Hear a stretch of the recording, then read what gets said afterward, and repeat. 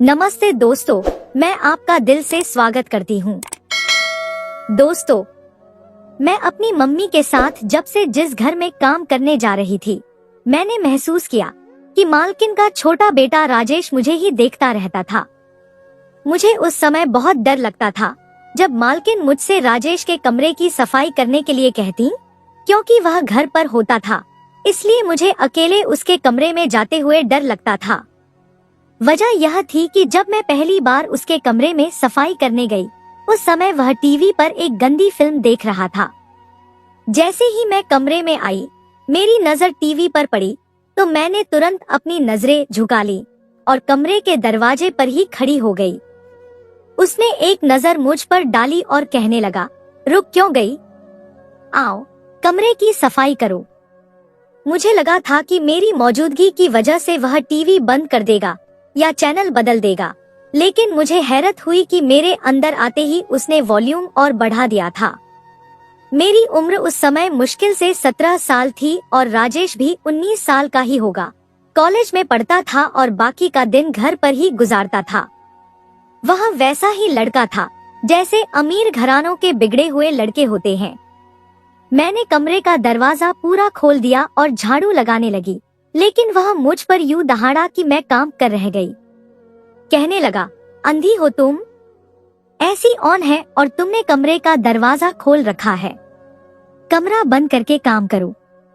मैं बेहद घबरा गई थी, इसलिए तुरंत कमरे से बाहर निकलकर मम्मी के पास आ गई। मुझे यूं घबराया हुआ देखकर मम्मी मुझसे वजह पूछने लगी। मैंने कहा, मुझे इस राजेश से डर लगता है, मैं उसके कमरे का काम नहीं करूंगी। मेरी यह बात सुनकर मम्मी ने मुझसे कहा, तुम बर्तन धो दो, छोटे साहब के कमरे की सफाई मैं कर देती हूँ। अगले कुछ दिन मम्मी ही उसके कमरे की सफाई करती रही। एक बार मैं किचन में बर्तन धो रही थी जब वह किचन में आ गया। मुझे देखकर कहने लगा, एक गिलास धो कर दो। तरीका वैसा ही था, सख्त और घमंड से भरा हुआ। मैंने शीशे का गिलास धोकर उसकी तरफ बढ़ा दिया। गिलास के साथ उसने मेरा हाथ भी पकड़ लिया। उसकी पकड़ मेरे हाथ पर सख्त थी। कहने लगा, मेरे कमरे की सफाई करने तुम क्यों नहीं आ रही? वह मेरे कुछ करीब होकर गुस्से भरे आवाज में पूछने लगा। मैंने कहा, मेरा हाथ छोड़े वरना मैं शोर मचा दूंगी। मेरी बात सुनकर उसने पहले तो ताज्जुब का इजहार किया और फिर मेरा हाथ छोड़ दिया। कहने लगा, अगर कल तुम मेरे कमरे की सफाई करने नहीं आई तो देखो मैं क्या करता हूँ तुम्हारे साथ। यह कहकर वह किचन से बाहर चला गया। पता नहीं इस लड़के को मुझसे क्या प्रॉब्लम था, क्यों मेरे पीछे पड़ा था। मैं अगले रोज भी उसके कमरे में नहीं गई, लेकिन मुझे नहीं पता था कि मेरा इनकार मुझे कितना महंगा पड़ सकता है। मैं बर्तन धो रही थी जब मुझे मम्मी के चिल्लाने की आवाज आई। मैं भागकर किचन से बाहर निकली। मेरी मम्मी सीढ़ियों के नीचे बेहोश पड़ी थी। शायद वह सीढ़ियों से गिर गई थी। मेरी तो चीखें निकल गईं। मालकिन भी वहीं पहुंच गई। ड्राइवर को बुलाकर मम्मी को अस्पताल ले गए। मैं तो रोए जा रही थी। मेरी मम्मी के पांव की हड्डी टूट गई थी और वह चलने फिरने से लाचार थी। मालकिन ने अस्पताल का सारा खर्चा उठाया था। मम्मी घर पर बैठ गई थी। 2 दिन तक तो मैं भी काम पर नहीं गई। तीसरे दिन मम्मी मुझसे कहने लगी कि मालकिन के हम पर बहुत एहसान है, इसलिए तुम काम पर चली जाओ। बात तो मम्मी की भी सही थी। उन्होंने मम्मी को ढेर सारे नोट दिए थे ताकि हमें कोई मुश्किल पेश न आए। मैं तीसरे दिन काम पर चली गई। मालकिन ने मुझसे कहा कि काम करने के बाद घर जाने से पहले पका हुआ खाना भी घर ले जाना और किसी भी चीज की जरूरत हो तो मुझे बताना। मैंने सर हिला दिया और झाड़ू लगाने लगी। जब राजेश के कमरे में गई तो वह कमरा खाली था। मैंने शुक्र अदा किया। मैंने सोचा उसके आने से पहले कमरे की सफाई कर दूं। इसलिए मैंने झाड़ू एक तरफ रखा और उसके बेड की चादर ठीक करने लगी। लेकिन जैसे ही मैंने तकिया उठाया, जो कुछ मुझे तकिए के नीचे नजर आया उसे देखकर मैं बुरी तरह से घबरा गई। इससे पहले कि मैं तकिया वापस रखती, किसी ने मुझे बाजू से पकड़कर खींचा था। मैं इसके लिए तैयार न थी, इसलिए राजेश के सीने से जा टकराई। एकदम ही मैंने खुद को संभाला और पीछे हट गई। वह मेरा बाजू छोड़ चुका था। कहने लगा, बहुत मेरी जासूसी करनी आ रही है तुम्हें। मैं बुरी तरह घबरा गई, न मैं सिर हिलाने लगी। मैंने कहा कि मैं तो बस चादर ठीक कर रही थी, मुझे नहीं पता था कि। मेरी बात यहीं तक पहुंची थी कि उसने मेरे मुंह पर हाथ रखकर मुझे और बोलने से रोका। कहने लगा, जो कुछ तुमने देखा है, अगर तुमने मेरी मम्मी को इसकी भनक भी पड़ने दी तो याद रखना, बहुत पछताओगी। वह मेरे बेहद करीब होकर मुझे धमका रहा था। मैं उस वक्त डरी हुई थी।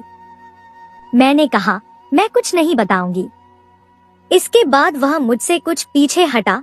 कहने लगा, वेरी गुड, बस ऐसे ही मेरी हर बात मानती रहोगी तो खुश रहोगी। चलो अब अपना काम करो। यह कहकर वह जूतों समेत ही बेड पर लेट गया। मैं झाड़ू लगाने लगी। जैसे ही मैंने उसका कमरा साफ किया और बाहर जाने लगी तो कहने लगा, सुनो लड़की। उसकी पुकार पर मेरे कदम दरवाजे के पास ही रुक गए। ऐसा करो, मेरे जूते उतारो। यह सुनकर मुझे हैरानी हुई। मैं उसकी गुलाम तो नहीं थी जो उसके जूते उतारती। मैं वहीं खड़ी रही। उसने पलटकर मेरी तरफ देखा, वही घमंडी अंदाज था। कहने लगा, सुनाई नहीं देता तुम्हें? मैंने कहा है, मेरे जूते उतारो। हुक्म वाला अंदाज था। मैं उस व्यक्ति से कोई बहस नहीं करना चाहती थी, इसलिए उसके पास आकर उसके जूते उतारने लगी। शायद अमीर घमंडी लड़कों की आदत होती है कि गरीब लड़की की बेपसी को देखकर उनकी मन को तसल्ली मिलती है। मैंने उसके जूते उतारकर एक तरफ रख दिए। वह कहने लगा, सुनो, इधर आओ। एक के बाद एक हुक्म था जो वह मुझे देकर मेरे सब्र को आजमा रहा था। वह कहने लगा, तकिया हटाओ और वो सिगरेट मेरे पास लेकर आओ। अब वह बेड के किनारे से लेटकर कह रहा था। उसके तकिए के नीचे मैंने एक शराब की बोतल और नशे के सिगरेट देखे थे। मालकिन बेशक अपने बेटे से बहुत प्यार करती थी, लेकिन ऐसी बातों से यकीनन वो अनजान थी, वरना जरूर रोकती। मैंने तकिया पीछे किया और सिगरेट का पैकेट राजेश की तरफ बढ़ा दिया। वह कहने लगा, इसमें से सिगरेट निकालो और मुंह में रखो, फिर लाइटर से जलाओ। यह सुनकर मुझे गुस्सा आया। मैंने कहा, यह मैं नहीं कर सकती, यह मेरा काम नहीं है। मेरी बात पर वह हंसने लगा। कहने लगा, मुझसे इनकार करने का मतलब समझती हो? उसकी बात पर मैं अनजानी सी उसे देखने लगी। वह उठकर खड़ा हुआ और चलते हुए मेरे सामने आकर खड़ा हो गया। कहने लगा, याद है कुछ दिन पहले भी तुमने मेरी बात से मना किया था कि तुम मेरे कमरे की सफाई नहीं करोगी, और बदले में मैंने तुम्हारी माँ की टांग तोड़ दी। यह सुनकर मैं दंग रह गई। यह कैसी हकीकत थी जिससे मैं वाकिफ हो रही थी? यह सुनकर वह हंसने लगा। कहने लगा, सर्फ वाला पानी मैंने ही सीढ़ियों पर फेंका था। तुम्हारी माँ सीढ़ियों से ऐसी गिरी कि सीधा अस्पताल पहुंच गई। अब देखो, आ गई ना तुम मेरे कमरे में। मुझे इस व्यक्ति की घटिया सोच और घटिया हरकत पर अफसोस हुआ। मैंने कहा, आपको शर्म आनी चाहिए, आपने अपनी दिल की तसल्ली के लिए मेरी मम्मी को अस्पताल पहुंचा दिया। मेरी बात पर वह ठहाका मारकर हंसा और कहने लगा, राजेश को कोई इनकार करे तो उसे मैं कहीं का नहीं छोड़ता। चलो शाबाश, अब सिगरेट मेरे मुंह में डालो और लाइटर से जलाओ। उसने दोबारा कहा। गरीब होना शायद बहुत बड़ी आजमाइश है। ये अमीर लोग भी गरीबों की थोड़ी सी जरूरतों को पूरा करके उन्हें अपना गुलाम समझते हैं। मैं नहीं जानती थी कि इस बार मेरा इनकार मुझे किस मुसीबत में डाल देगा, लेकिन मैं वहां से चली गई। घर आकर भी मुझे रात भर चैन से नींद नहीं आई। मुझे लगा शायद अब हमारी नौकरी चली जाएगी। राजेश की बात से मैंने इनकार किया था, यकीनन वह बदले में यही करेगा। अगली सुबह मैं डरते डरते काम पर गई थी, लेकिन सब कुछ सामान्य ही था। मैं थोड़ी सी राहत महसूस कर रही थी। मेरा काम लगभग खत्म ही हो गया था कि मालकिन राजेश से कह रही थी कि वह अपनी बहन के घर जा रही है, कल सुबह ही वापस लौटेंगी। वह भी उनके साथ चले, लेकिन वह इनकार कर रहा था। जब मुझे यह पता चला कि मालकिन जा रही है, तो मैंने जल्दी जल्दी अपना काम निपटाया ताकि मैं उनके जाने से पहले बंगले से निकल जाऊं। मेरा काम भी लगभग खत्म हो चुका था। मैं भी मालकिन के साथ ही बाहर निकलने लगी थी कि राजेश ने अपनी माँ से कहा कि अम्मी, मैं कुक के हाथ का खाना नहीं खाऊंगा। इस लड़की से कहो कि मेरे लिए खाना बनाकर जाए। यह सुनकर मेरा दिल धड़का था। मालकिन कहने लगी, अनामिका, तुम राजेश के लिए खाना बना दो। मैंने कहा, मालकिन, मैं जरूर खाना बना देती, लेकिन आपको पता है कि मेरी मम्मी बीमार है। मालकिन ने राजेश से कहा कि वह कुछ ऑर्डर करके मंगवा ले, लेकिन वह नहीं माना। मालकिन मुझसे कहने लगी, अनामिका, देखो, मैंने अपने बेटे की जरूरतें पूरी करने के लिए ही कर्मचारी रखे हैं। अब अगर उसने तुम्हारे हाथ का ही खाना खाना है तो बना दो। क्या मैं तुम्हारी माँ के लिए इतना खर्चा नहीं उठा रही? खाना बनाने में समय ही कितना लगता है। वह मुझ पर अपने किए गए एहसान का ताना देकर चली गई थी। मुझे खाना बनाने पर ऐतराज नहीं था, मुझे राजेश पर भरोसा नहीं था। अभी कल ही तो वह मुझे धमकी दे रहा था। मैंने जल्दी से किचन चली गई और कुक से पूछने लगी कि राजेश क्या खाएगा। इससे पहले कि कुक कुछ बताती, राजेश किचन में आ गया। कुक से कहने लगा, तुम्हारी छुट्टी है, तुम अपने घर जाओ। यह सुनकर मेरा रंग उड़ा था। कुक किचन से बाहर निकल गई। वह मुझसे कहने लगा, खाना मुझे खाना है तो मुझसे पूछो, कुक से क्यों पूछ रही हो? मुझे बिरयानी खानी है, साथ में कबाब और फिश भी फ्राई कर लेना, और मीठे में कस्टर्ड। वो अच्छा खासा मेन्यू बताकर चला गया था। मैं जल्दी जल्दी बनाने की कोशिश करने लगी, लेकिन यह सब बनाते हुए भी मुझे 2 घंटे लग गए थे। अब तो अंधेरा भी गहरा होने लगा था। मुझे घर भी अकेले जाना था। मैंने सब कुछ बनाकर डाइनिंग टेबल पर सजाया और अपनी चादर ओढ़कर बाहर निकलने लगी। बंगले के कुछ कर्मचारी हर वक्त घर पर मौजूद होते थे और वहीं बंगले के क्वार्टर में रहते थे, लेकिन इस वक्त लॉन्ज में मुझे राजेश के अलावा कोई नजर नहीं आ रहा था। राजेश के पापा और बड़ा भाई ज्यादातर विदेश में होते थे और कभी कभी ही भारत का रुख करते थे। मैंने हॉल में जब किसी कर्मचारी को नहीं देखा तो तेज कदम उठाती हुई लॉन्ज के बाहरी दरवाजे तक पहुंची। इस वक्त तक राजेश डाइनिंग टेबल पर बैठ चुका था। जैसे ही मैंने लॉन्ज का दरवाजा खोला, दरवाजा लॉक था। मैंने दरवाजा खोलने की बहुत कोशिश की, लेकिन उसे शायद चाबी से लॉक किया गया था। मैंने पलटकर डाइनिंग टेबल पर बैठे राजेश की तरफ देखा तो वह बड़े मजे से अपनी प्लेट में बिरयानी डालकर खा रहा था। मैं समझ गई कि यह सब राजेश ने किया है। इस वक्त इस बंगले के अंदरूनी हिस्से में सिर्फ मैं थी या फिर राजेश। लॉन्ज के अलावा और कोई दरवाजा ऐसा न था जहां से मैं वहां से बाहर निकल सकती। मेरी बेप्सी का यह आलम था कि मैं रोने लगी। मैंने दरवाजा खटखटाना शुरू कर दिया कि शायद कोई दरवाजा खोल दे, लेकिन वह घमंडी इंसान बड़े मजे से बिरयानी खा रहा था। मैं रो रही थी और बार बार दरवाजा बजा रही थी। वह मुझे देखकर कहने लगा, मैंने सारे कर्मचारियों को आज रात की छुट्टी दे दी है, अनामिका। मेरे अलावा तुम्हारी पुकार सुनने वाला आज कोई नहीं है, इसलिए तुम जितना चाहो चिल्ला सकती हो।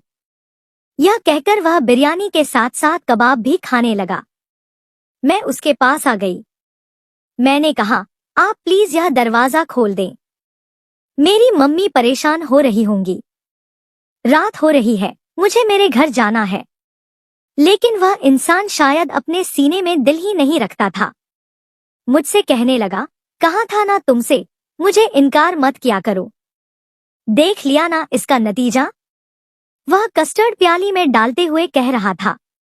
मेरी जान पर बनी हुई थी। मैंने कहा, मैं किसी बात से इनकार नहीं करूंगी, लेकिन प्लीज मुझे जाने दे। मेरे माता पिता मेरी वजह से परेशान हो रहे होंगे। शायद मेरी बेप्सी की आखिरी हद थी कि मैंने उसके सामने हाथ जोड़ दिया।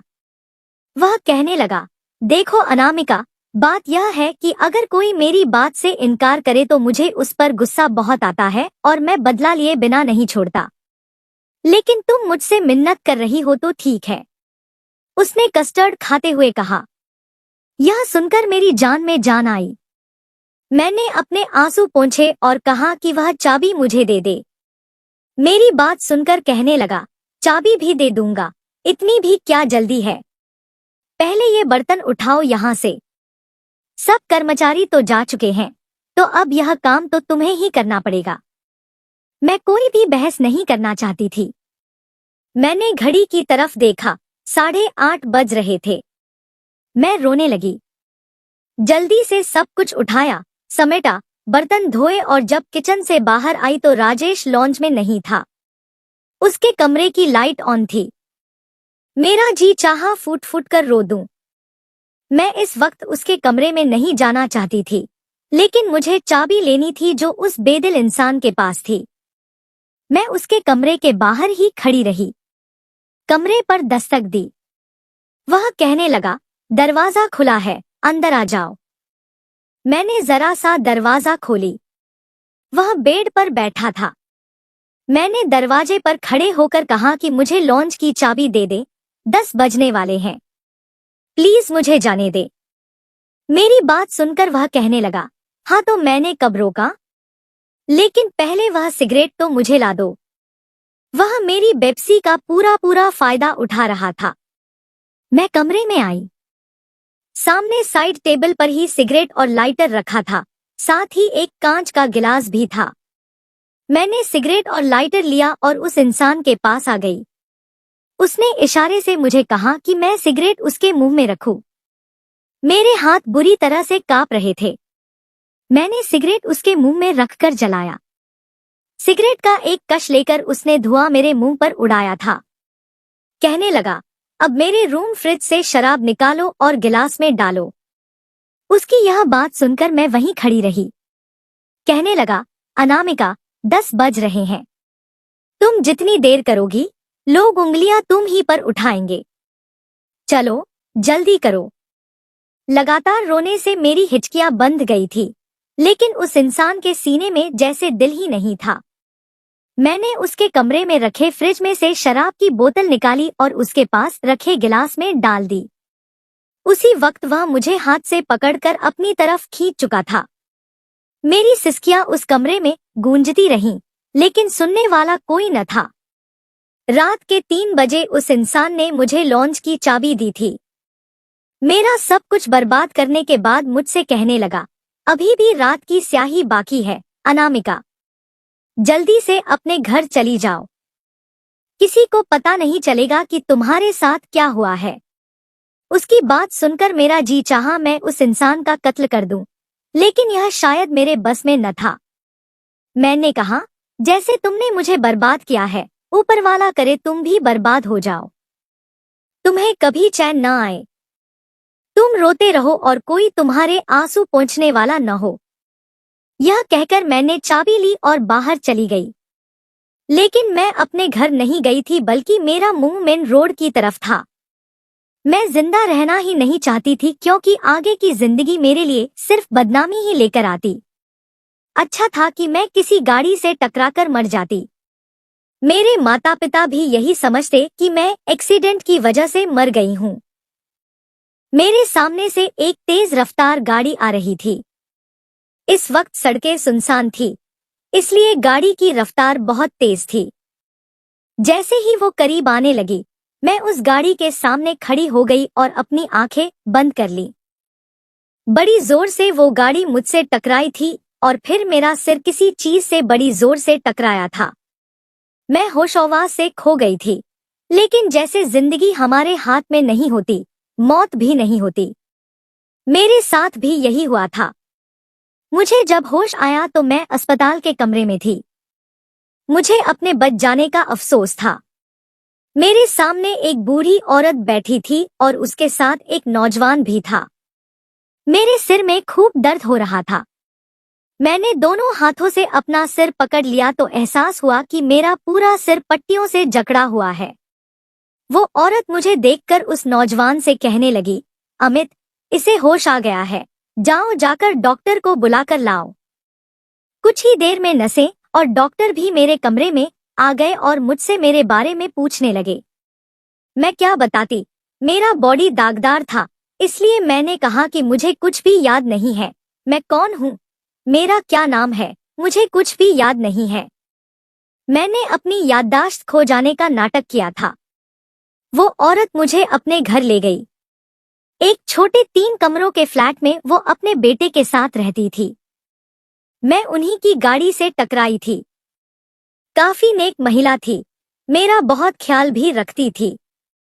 जब मैं चलने फिरने के काबिल हो गई तो खुद ही घर की जिम्मेदारियां संभाल ली। उसका बेटा एक नफ्सियाती डॉक्टर था। उसी फ्लैट में एक कमरे में उसने अपना क्लिनिक बनाया हुआ था। सुना था कि उसके हाथ में बहुत शिफा है। उसने कई बार मुझसे कहा कि मैं अपने पीछे के बारे में सोचने की कोशिश करूं, शायद मुझे कुछ याद आ जाए। लेकिन मैं भूली ही कब थी। जब भी वो ये चाहता कि मुझे कुछ याद आ जाए, मैं सिर दर्द का बहाना बना देती। तो बड़ी भी अपने बेटे को डांटने लगती, कहती कि इसे याद नहीं आ रहा तो क्यों इसके पीछे पड़े हो। वो कहता, अम्मा, इस लड़की की याददाश्त वापस आ सकती है क्योंकि ये सब कुछ नहीं भूली।